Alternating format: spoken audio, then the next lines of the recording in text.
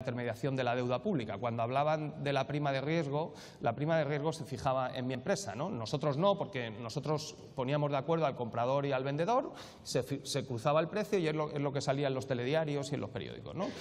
Yo era el economista que hablaba con todos los inversores internacionales, por tanto, otras cosas no. Yo soy socrático también, como el presidente Javier Fernández, y no estoy en posesión de la verdad, tengo preguntas y dudas, ¿no? Y me las hago, pero esto sí me lo sé, porque yo estaba allí.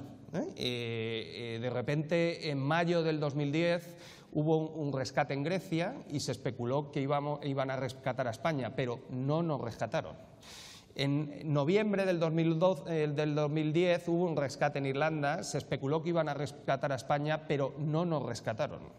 En abril del 2011 hubo un rescate en Portugal, se especuló que iban a rescatar a España, pero no nos rescataron. En junio y en mayo del 2012 no hubo rescate en ningún sitio, solo nos rescataron a nosotros. Por lo tanto, algo pasó entre enero del 12 y junio del 12 que explica el rescate, porque a Zapatero le intentaron rescatar 3 veces y no le rescataron ninguna, y a Rajoy a la primera cayó, ¿no? Entonces os voy a contar qué pasó, porque es una historia muy bonita, ¿no? Cuando estalló el rescate, no sé si lo recordáis, ¿no? Fue un sábado así un poco imprevisto, se hizo una rueda, era a estas horas, ¿no? Se hizo una videoconferencia un poco imprevista porque el gobierno español no la quería, pero le forzaron, ¿no? Y salieron y nos contaron, ¿no? Al día siguiente Rajoy, que eso sí también lo hace bien, dio muchas explicaciones, dijo que era un crédito en buenas condiciones y que se iba a ver a España a Polonia, me parece que era el europeo, ¿no? Y se fue, ¿no? Vale, nos dejó aquí con todo el marrón, ¿no? Bueno, desde ese día domingo hasta 10 días después no hubo ninguna declaración pública de nadie del gobierno del Partido Popular. Todos los periodistas que estáis aquí recordaréis que yo dediqué 3 días de mi vida a atender a los medios de comunicación, porque el gobierno no salía. ¿Vale? Eso es lo que pasó. De ahí surgió un libro que me pidieron todas las editoriales y elegí una, ¿no? Y les pedí una condición en el libro, que es lo mismo que le pedí a la gestora cuando me propusieron ser coordinador, ¿no? Yo solo voy a escribir el libro y voy a coordinar un programa económico en positivo. Porque bastantes problemas tiene ya la gente para que lleguemos los economistas a darles más, ¿no? Por lo tanto, vamos desde el realismo, vamos a proyectar un país posible, ¿no? Pero ilusionante y que elimine miedo, ¿no? Ese miedo que hay y esa incertidumbre reinante, y eso es un poco lo que estoy aplicando y estamos aplicando desde el equipo a la coordinación del programa, ¿no? Después de escribir el libro, que me llevó unos cuantos meses, porque escribir un libro lleva unos cuantos meses, ¿no? Tuve una reunión con la editorial, ¿no? En el primer mes vendimos 10.000 ejemplares del libro, ¿no? Entonces era un éxito, porque ¿no? Era un momento de se vendían pocos libros, entonces ya me querían allí poner, todos estaban encantados y yo dije, hombre, bueno, si hemos vendido 10.000 en un mes, vamos a intentar saber dónde está el techo de un libro de economía, ¿no? Porque, oye, ya que hemos venido hasta aquí, he dedicado un año de mi vida, pues vamos a poner el techo. Bueno, el techo llegó a 50.000, ¿no? Esa es la vocación que tenemos todo el equipo y que he transmitido al equipo y que les he pedido que colaboren y os pido a todos vosotros, ¿no? Nosotros no tenemos por qué fijarnos en el techo de los 11 millones. Tendremos el techo que decidan los españoles y los ciudadanos, ¿no? Y vamos a hacer un proyecto para volver a conectar ahí hasta donde podamos llegar. ¿Dónde? Que lo decidan los españoles, pero nosotros vamos a llegar a esa vocación mayoritaria y es un poco, ¿no? ¿Dónde? Pues evidentemente desde el centro izquierda. ¿Qué conté en el libro que gustó? El relato del PP es que la culpa de la crisis había sido de Zapatero, ¿no? Y que no había otra alternativa, porque como ha dicho el presidente Javier Fernández, desde Europa nos obligaban a aquella política, ¿no? Bueno, primero, el Banco de España y el gobernador acaba de hacer ahora un artículo en el diario El País. Como le están culpando a ellos de la crisis, es un artículo para explicar que ellos no son los culpables de la crisis y habla de 3 cosas. Habla de la causa fue una burbuja inmobiliaria, la crisis se agravó en España porque quebró Lehman Brothers y se agravó todavía más porque entró en crisis Grecia y nos rescataron, ¿no? Rescataron a Grecia, se gestionó mal la crisis europea. ¿Qué hay de conexión entre la burbuja inmobiliaria, la quiebra de Lehman Brothers y la crisis griega? Las 3 estuvieron gestionadas por la derecha. Bueno,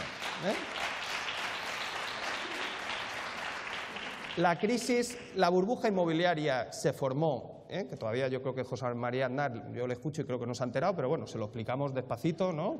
En 1996, cuando Aznar llega a la Moncloa, ¿no?, el precio de la vivienda media en España dividido por un salario medio era 3,5 veces. Cuando sale de la Moncloa en 2004, el precio de la vivienda era 7 veces el salario medio. Entonces, para el señor Aznar, y despacito, eso fue la burbuja. Eso fue la burbuja. Cuando Zapatero llega al gobierno, la burbuja ya estaba montada. Lo fácil es decir, ¿por qué no pinchamos las burbujas? Que está muy bien, también lo decimos los economistas. Los economistas que hemos estudiado crisis financieras sabemos que hay dos instrumentos y herramientas para pinchar burbujas financieras. Uno, los tipos de interés. Se suben los tipos de interés, se deja de hacer accesible el crédito hipotecario, ¿no?, y se desincentiva la demanda de viviendas. Los tipos de interés se fijaban en el Banco Central Europeo, en Europa en crisis, especialmente Alemania, para tipos mucho más bajos de los que necesitaba España.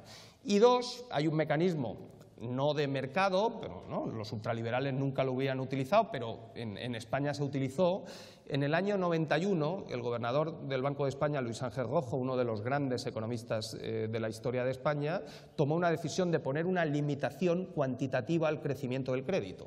Decía que el crecimiento del crédito estaba llevando una burbuja inmobiliaria en el año 91-92, que también la hubo, y limitó el crecimiento. Eso dentro de la Unión Europea, con normas europeas y de derecho de competencia europea, no estaba en disposición de España en el año 2004, ¿no? Y esa es la realidad.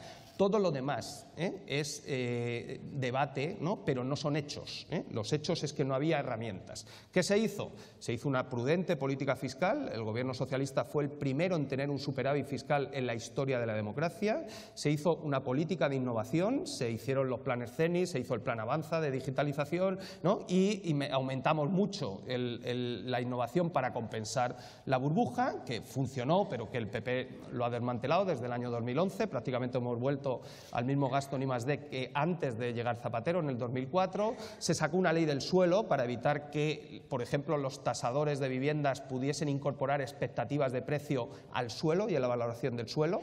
Entonces, la ley seguía los criterios de las leyes de tasación del Reino Unido, que tú tasas lo que ves. Si es suelo no urbanizable, vale no urbanizable. Si es urbanizable, sube precio y vale urbanizable. Si es una vivienda en construcción, vale vivienda en construcción. Si es una vivienda acabada, vale vivienda acabada. Pero si hubieras hecho esa ley en el año 98, cuando empezó la burbuja, no estaríamos como estamos hoy.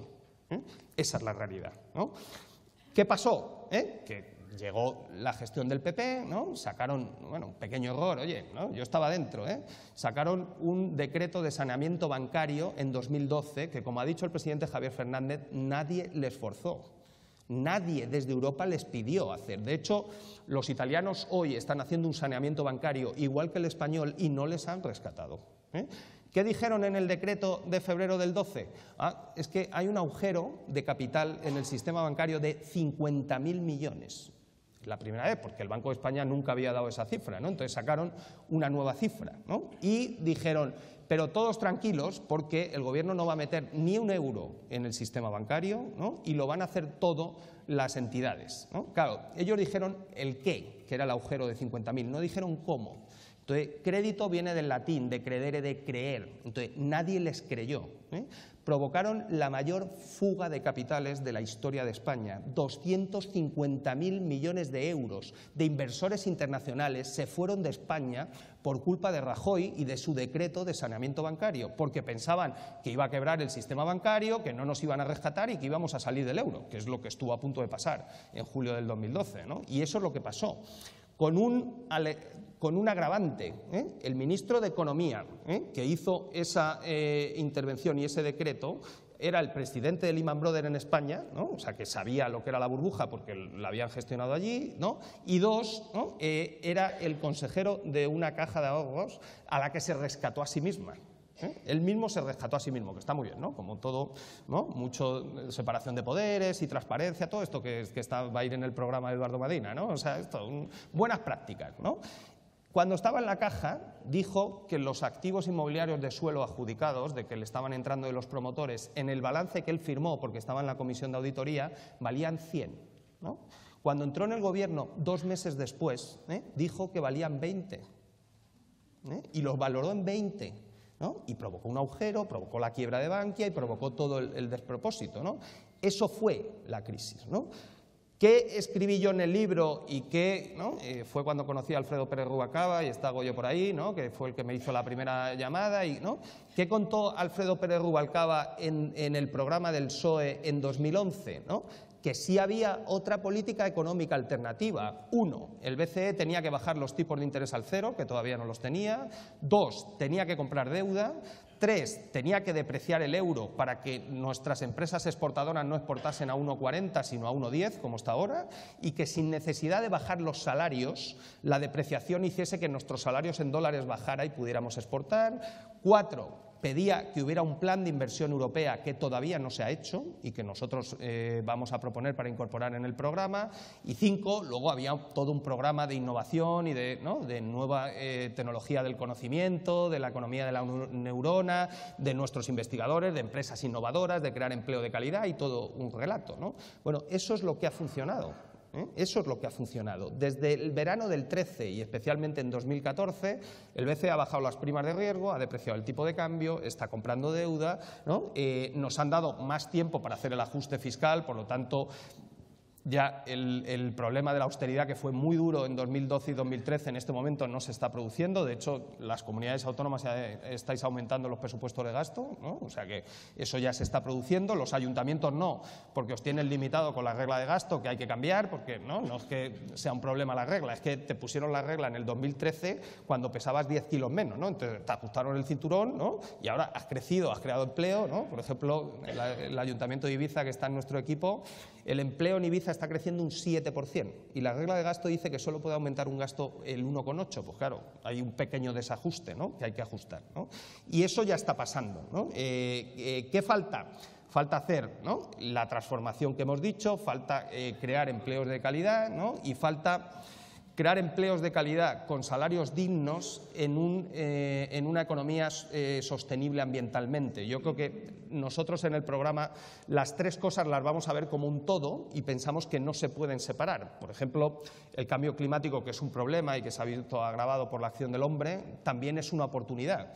Es una oportunidad tecnológica, es una oportunidad científica, es una oportunidad para que nuestras empresas generen empleo no solo aquí, sino fuera. Por ejemplo, nuestro sector del agua es el sector más competitivo del planeta y las grandes multinacionales de agua son españolas, con tecnología propia y con ingeniería propia, ¿no? Yo sé que algunos están obsesionados con el agua, pero solo por daros un dato, ¿no?, el agua de La Habana, en Cuba, se gestiona con una empresa mixta público-privada gestionada por españoles, ¿eh? Yo sé que algunos están obsesionados, pero, ¿no?, es un país que tenía un país comunista, ahora están en la transición. Por lo tanto, todo ese reto, ¿no?, y vamos a hablar luego en una de las comisiones, es un reto que puede verse en positivo y en clave de generación de empleo, de buenos empleos y de salarios dignos para pagar pensiones dignas, ¿no? Y eso es el sistema de vertebración que pensamos los socialdemócratas, ¿no? Y todo esto es lo que queremos debatir, ¿no?, y lo que queremos contar, ¿no? Como dijo el filósofo Séneca, ¿no?, un filósofo español, no hay viento favorable para el barco que no sabe a dónde se dirige. Nosotros estamos en el proceso de decirle a los españoles y decirnos a nosotros mismos a dónde queremos dirigirnos y a dónde queremos que nos acompañen, ¿no? Y ese es este proceso que estamos haciendo. Por lo tanto, muchísimas gracias por venir, muchísimas gracias por participar, ¿no? Y es un placer de verdad que me hayáis dado esta